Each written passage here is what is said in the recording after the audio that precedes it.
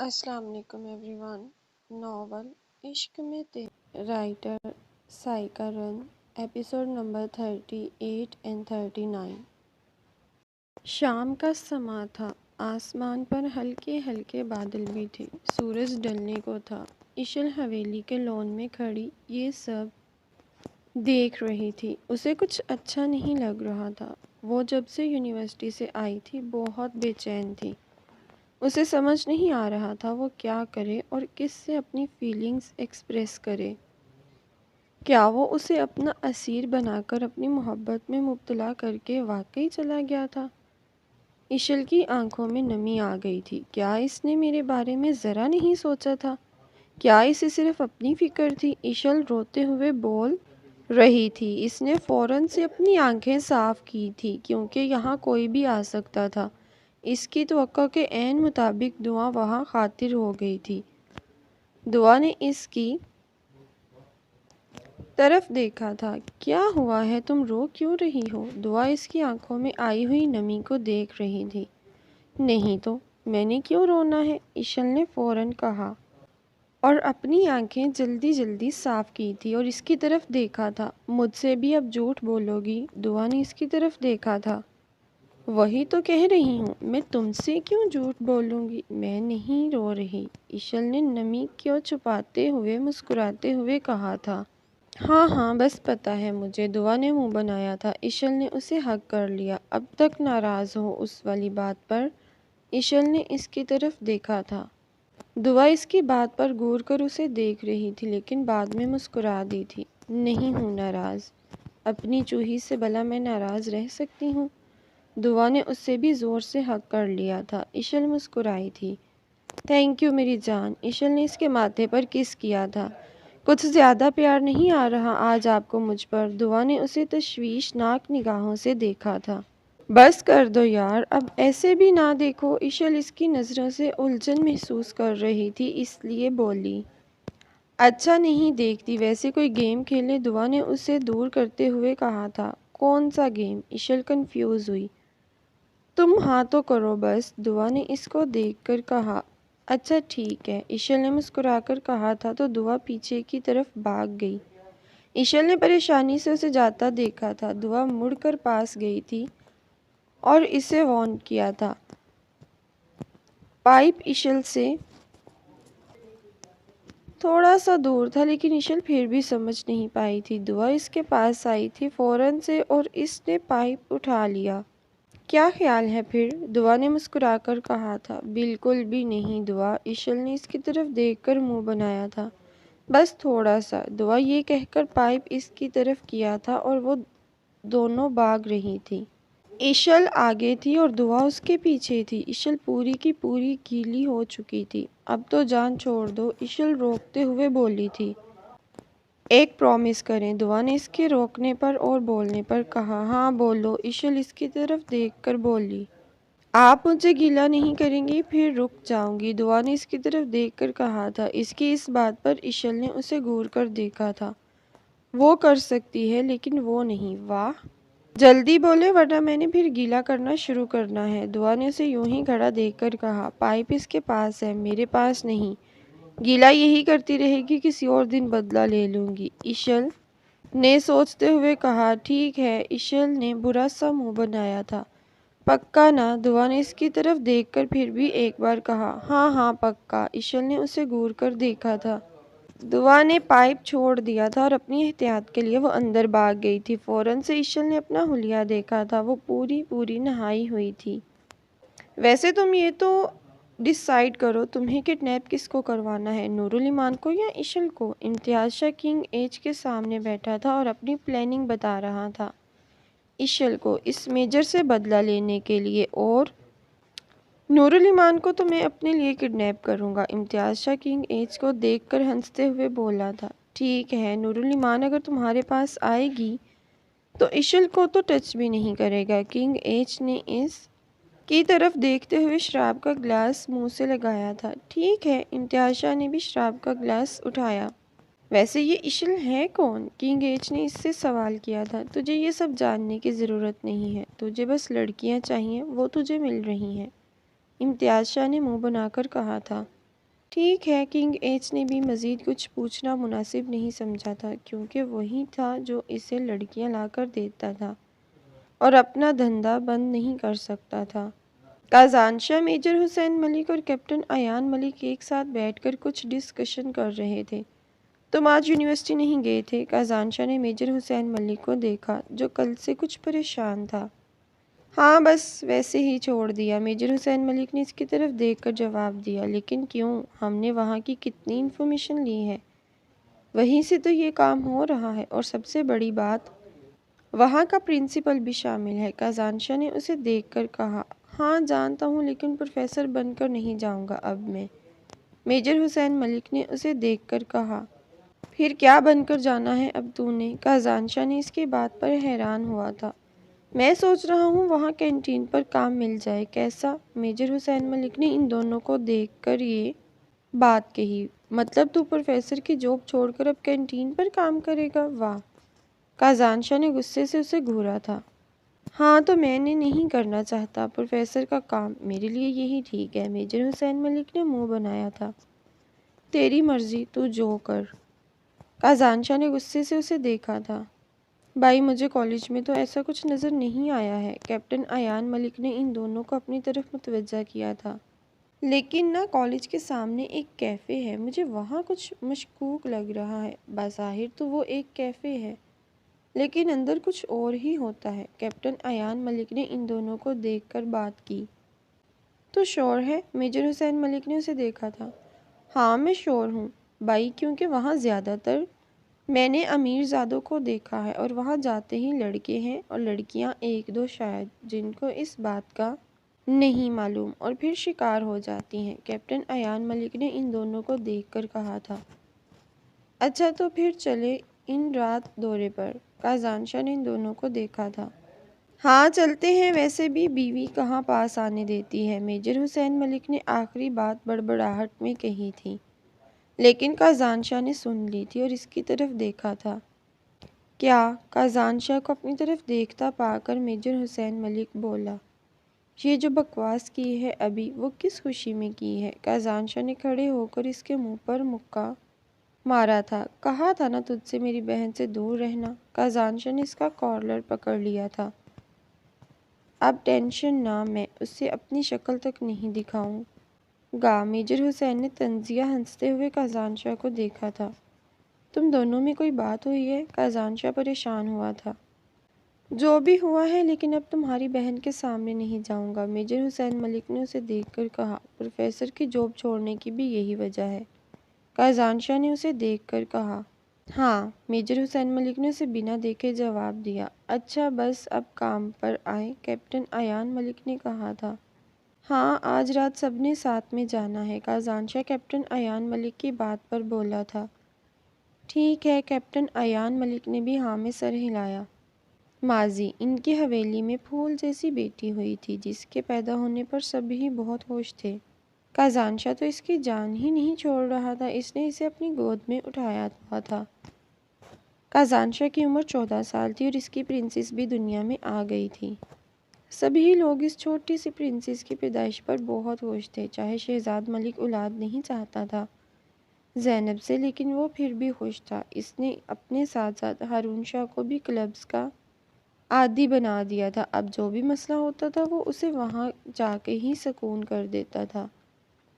ہارون شاہ کو بھی وہاں سکون ملتا تھا۔ شراب کے ساتھ ساتھ اب سے وہ لڑکیاں بھی لت لگ چکی تھی اسے۔ آخر وہ بھی بندی بشر تھا اور بہک گیا تھا۔ شہزاد ملک اسے سیدھے راستے سے غلط پر لے کر آیا تھا۔ وہ اپنے کام میں کامیاب ہو گیا تھا۔ شراب کے ساتھ روز نئی لڑکیاں دیکھنا اسے اچھا لگنے لگا تھا، اور ایک دو کے ساتھ تو وہ رات بھی گزار چکا تھا۔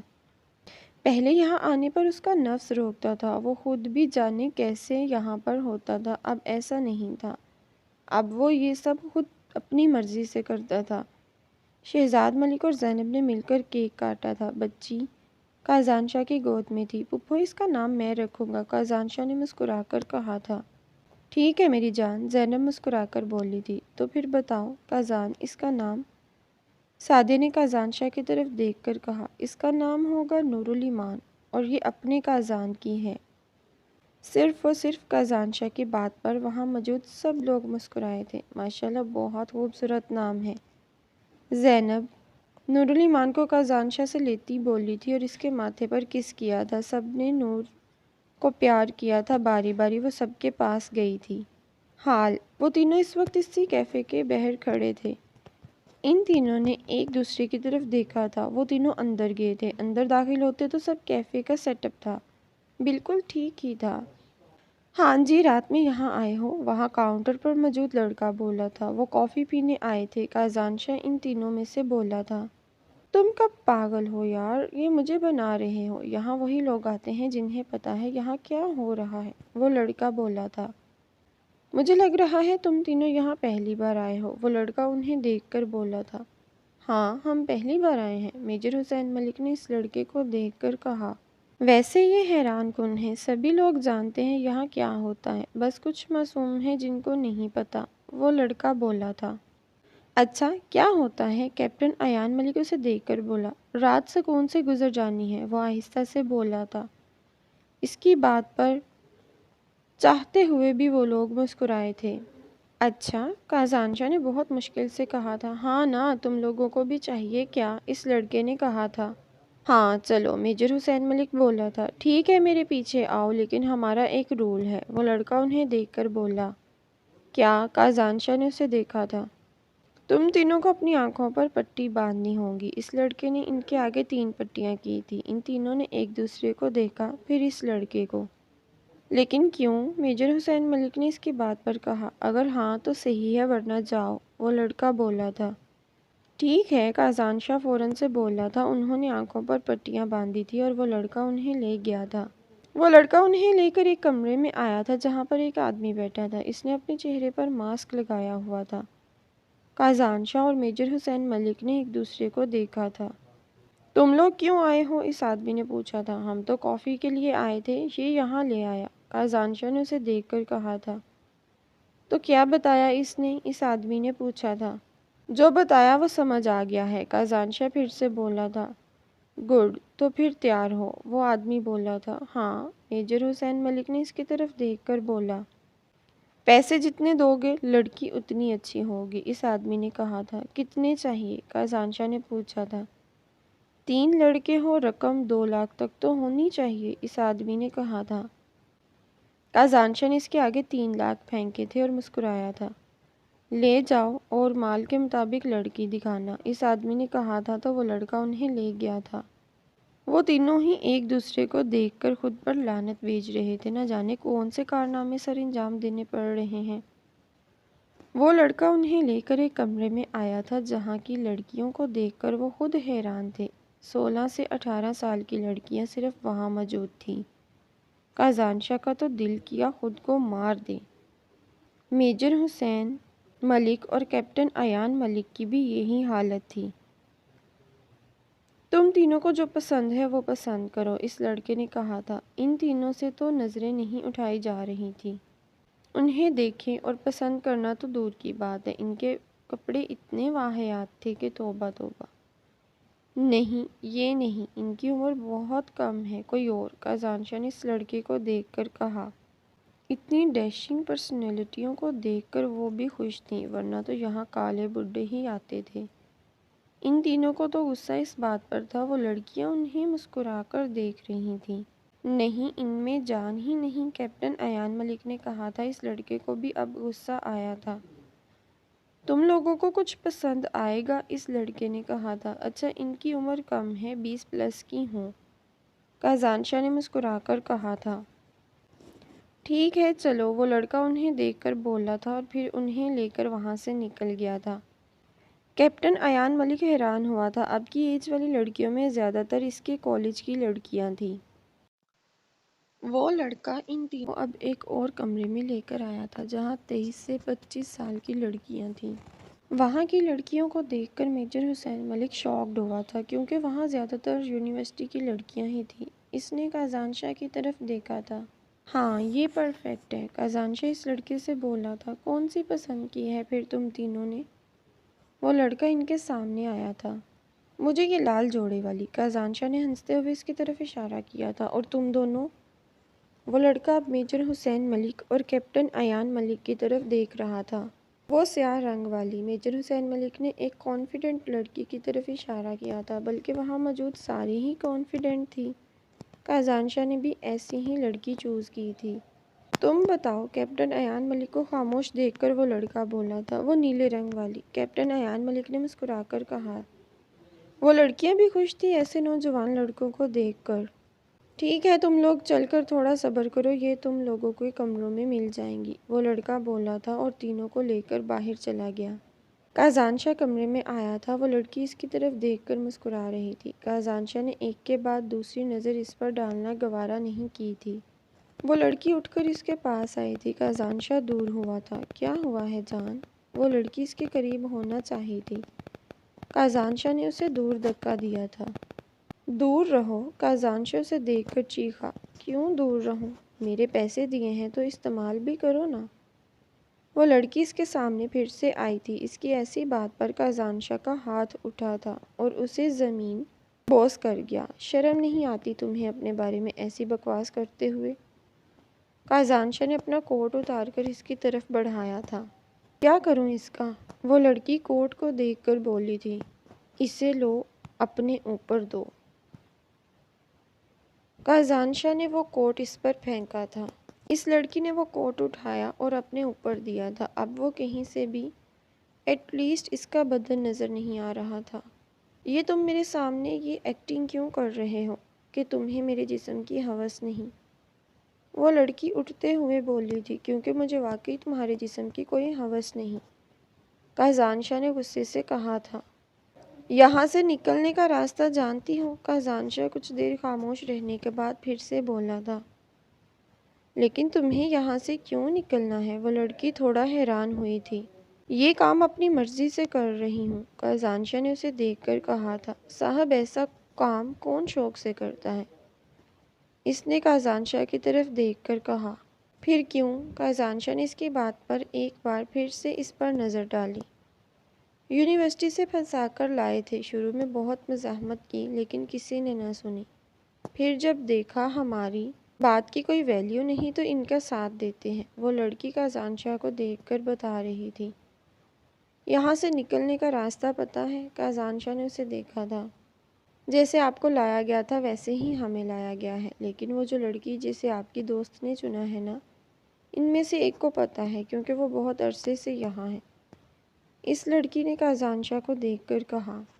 کون؟ جس نے دوسرے نمبر پر لڑکی چنی تھی یا تیسرے پر؟ کازانشا نے فوراً سے پوچھا تھا۔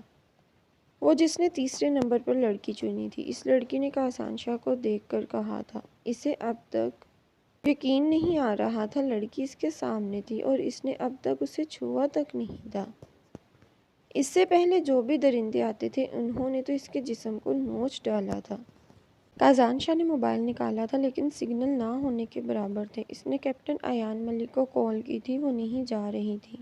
یہاں سگنل کیوں نہیں ہے؟ کازانشا غصے سے بولا۔ باہر سے آنے والے لوگوں کے لیے یہاں سگنل نہیں ہوتے، اس لڑکی نے پھر سے کہا۔ اوف خدایا، کازانشا نے غصے سے کہا تھا۔ میرے تھپڑ کا نشان ویسے بھی تمہارے گال پر ہے، تو باقی اپنا بال حلیہ 2 گھنٹوں تک بگاڑ لو۔ کازانشا کو بہت عجیب لگا تھا یہ کہتے ہوئے، لیکن کہنا پڑ رہا تھا تاکہ ان کو شک نہ ہو۔ کازانشا نے ان دونوں کو ہی میسج کر دیا تھا جو کہ یہاں سے سینڈ ہو گیا تھا، پتہ نہیں ان کے پاس پہنچتا ہے کہ نہیں۔ میجر حسین ملک خاموشی سے کھڑا تھا۔ اس لڑکی کو اس بات پر غصہ آ رہا تھا۔ تم جب سے آئے ہو خاموش اور صرف موبائل کو ہی دیکھ رہے ہو، اس لڑکی کو اب غصہ آ رہا تھا۔ تو اور میں نے کیا کرنا ہے؟ میجر حسین ملک موبائل میں مصروف رہتے ہوئے بولا تھا۔ مجھ سے زیادہ اچھے سے جانتے ہو لڑکے کیوں آتے ہیں یہاں، اس لڑکی نے غصے سے کہا، لیکن میجر حسین ملک نے کوئی جواب نہیں دیا تھا۔ جس میسج کا اسے انتظار تھا فائنلی وہ آ گیا تھا۔ اس نے میسج آن کیا تھا۔ میسج پڑھنے کے بعد اس نے ایک نظر اس لڑکی پر ڈال کر پھیر دی کیونکہ اس کے کپڑے دیکھنے کے قابل تو بالکل بھی نہیں تھے۔ میجر حسین ملک نے موبائل جیب میں ڈالا تھا اور پھر خاموشی سے کھڑا ہو گیا۔ ایک سیدھی سی بات یہ کہ ہم تینوں دوست یہاں کافی پینے کے لیے آئے تھے، یہ ہمیں پتہ نہیں کہاں لے آئے، میجر حسین ملک نے برے سا منہ بنا کر کہا۔ تو پھر تمہیں آنے کی کیا ضرورت تھی؟ اس لڑکی نے غصے سے کہا۔ مجھے کیا پتا یہ دکھانے کے لیے لا رہے ہیں، اگر ایسا ہوتا تو کبھی بھی نہیں آتا، میجر حسین ملک نے غصے سے کہا۔ تو پھر یہ لڑکیاں کیوں چن رہے تھے؟ اس لڑکی نے پھر سے غصے سے کہا تھا۔ وہ تو ہم دوست گیم کھیل رہے تھے، کس نے سب سے اچھی لڑکی اٹھائی؟ میجر حسین ملک کو اس لڑکی پر بہت غصہ آ رہا تھا۔ اور وہ گیم کیا ہے تم بھی جانتے ہو، میں بھی، لیکن شروع نہیں کر رہے، اس لڑکی نے اس کی طرف دیکھ کر کہا۔ مجھے نہیں شروع کرنا، میرے اللہ نے الحمدللہ میرے لیے ایک محرم کا انتخاب کیا ہے، اس کے ساتھ کبھی بھی دھوکہ نہیں کر سکتا، میجر حسین ملک نے اشل کا سوچتے مسکرا کر کہا تھا۔ اگر محرم تھی تو یہاں کیوں آئے؟ اس لڑکی نے غصے سے پوچھا۔ بتایا تو تھا، ہم دوست تو صرف کافی کے لیے آئے تھے، میجر حسین ملک نے ایک بار پھر سے کہا۔ سب جھوٹ ہے، تم دیکھنا تم میرے قریب آؤ گے، وہ لڑکی غصے سے بولی تھی۔ تمہاری سوچ ہے، میجر حسین ملک نے حقارت سے کہا تھا۔ اس کے اس طرح کہنے پر وہ لڑکی اس کے پاس آئی تھی۔ دور رہو، میجر حسین ملک نے غصے سے کہا۔ اس لڑکے نے ہاتھ پیچھے لے جاتے ہوئے اپنے پلازو کی ڈور کھول دی۔ میجر حسین ملک تو ویسے بھی اسے نہیں دیکھ رہا تھا، اب تو اس نے اپنا منہ ہی پھیر لیا تھا تاکہ غلطی سے بھی اس پر نظر نہ پڑے۔ تم پاگل ہو، میجر حسین ملک نے غصے سے کہا تھا۔ ہاں، تم جیسے خوبرو مرد کو دیکھنے کے بعد ہو گئی ہوں پاگل، اب میرا پاگل پن مٹاؤ، وہ لڑکی اس کے سامنے آئی تھی۔ میجر حسین ملک نے اپنی آنکھیں پھر سے پھیر لی تھی اور بند کر لی۔ اگر تم نے میرے ساتھ کچھ نہیں کیا تو میں بتا دوں گی بوس کو، وہ لڑکی غصے سے بولی۔ اب کی بار میجر حسین ملک نے اس کی طرف مڑتے ہوئے الٹے ہاتھ کا تھپڑ اس کے چہرے پر مارا تھا، جس سے وہ سنبھل نہیں سکی تھی۔ وہ لڑکی سنبھل نہیں سکی تھی اور جا کر نیچے گری تھی۔ کیسی عورت ہو تم، جو اپنی عزت کو نوچنے کے لیے خود بلا رہی ہو کسی لڑکے کو؟ میجر حسین ملک نے لعنت بھیجی تھی اس پر۔ اگر کسی کو کچھ بھی بتایا تو یہ دیکھ رہی ہو، میجر حسین ملک نے گن نکال کر اس کے آگے کی تھی۔ جس طرح اپنا حلیہ بگاڑنا ہے بگاڑ لو تاکہ ان کو لگے یہاں جو کیا جاتا ہے وہ ہوا ہے، میجر حسین ملک نے غصے سے کہا تھا، اور وہاں بیڈ پر سلوٹیں بھی ڈال دو، میجر حسین ملک نے اسے بنا دیکھے کہا تھا۔ اس کے ساتھ یہاں اس کا دم گھٹ رہا تھا۔ کیپٹن ایان ملک کو کازان شاہ کا میسج مل گیا تھا، اس نے اس لڑکی کو ایک بار بھی نہیں دیکھا تھا۔ کب سے ہو یہاں؟ کیپٹن ایان ملک نے سوال کیا۔ کیا مطلب؟ وہ لڑکی حیران ہوئی تھی۔ کب سے ہو یہ پوچھ رہا ہوں، کیپٹن ایان ملک نے اس لڑکی کی بات پر کہا۔ کیوں پوچھ رہے ہو؟ وہ لڑکی حیران ہوئی تھی۔ تم پہلے بتاؤ پھر بتاؤں گا، کیپٹن ایان ملک نے نیچے دیکھتے ہوئے کہا تھا۔ سامنے کھڑی لڑکی پر غصہ بھی تھا، جو کہ اسے الٹے جواب دے رہی تھی۔ سال سے زائد ہو گیا ہے، اس لڑکی نے جھکے سر کے ساتھ کہا تھا۔ یہ کام اپنی مرضی سے کر رہی ہوں؟ کیپٹن ایان ملک نے اسے دیکھے بغیر سوال کیا۔ پہلے زبردستی لائی گئی، پھر بیچ میں اپنی مرضی سے کہا۔ اب تنگ آ گئی ہوں روز ایک نئے انجان آدمی کو خوش کرنا۔ اس کی آنکھوں میں آنسو آ گئے تھے۔ یہاں سے باہر جانے کا راستہ پتہ ہے؟ کیپٹن ایان ملک نے جھکے سر کے ساتھ پھر سے سوال کیا۔ ہاں جانتی ہوں، وہ لڑکی روتے ہوئے بولی تھی۔ باہر کیفے میں ایسی کون سی جگہ ہے جہاں سے اندر آتے ہیں؟ کیپٹن ایان ملک نے پوچھا تھا۔ جہاں کاؤنٹر پر وہ لڑکا بیٹھا ہوتا ہے نا، اسی کی دیوار میں یہاں تک آنے کا راستہ ہے، لیکن اس کے اوپر پاس ورڈ ہے جو مجھے نہیں پتا۔ اس لڑکی نے اپنے آنسو صاف کیے تھے۔ کمرے اور خود کو ایسے بناؤ جیسے کسی کو شک نہ ہو کہ یہاں کچھ ہوا ہی نہیں ہے، کیپٹن ایان ملک نے بنا اسے دیکھ کر کہا۔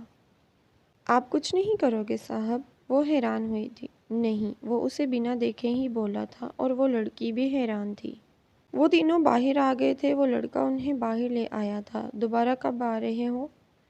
وہ لڑکا مسکرا کر بولا تھا۔ بہت جلد، کازان شاہ نے مسکرا کر ہی جواب دیا تھا، اور وہ لوگ وہاں سے نکل آئے تھے۔